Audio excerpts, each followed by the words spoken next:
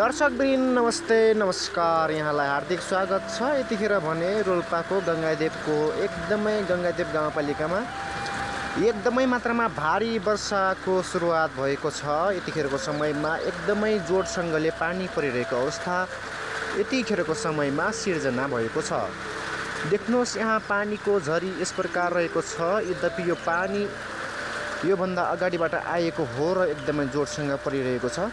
हामीले भने गहुँ काट्ने भनेर बारीमा गएको, तैपनि तत्काल पानी परेपछि हामीले घरमै लिएर आएका छौँ। यो कुराको जानकारी गराउन चाहन्छु। थोरै गहुँ काटेर हामी घरमा लिएर गहुँलाई बेलेर गहुँ काट्ने काम सुरु भइरहेको छ।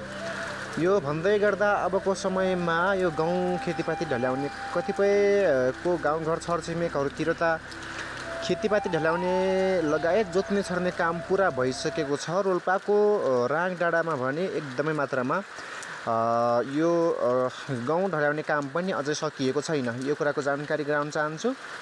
खेतको आलीमा एकदमै मल बोक्ने त भइरहेको छ, तैपनि हामीले छर्ने कार्यक्रम अझै सुरु गरेका छैनौँ। यो कुराको जानकारी गराउन चाहन्छु।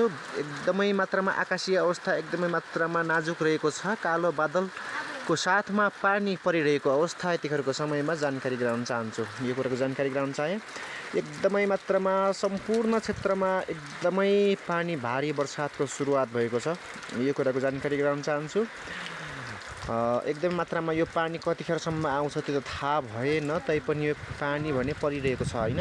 यो कुराको जानकारी गराउँदै गर्दा तपाईँहरूको गाउँ ठाउँ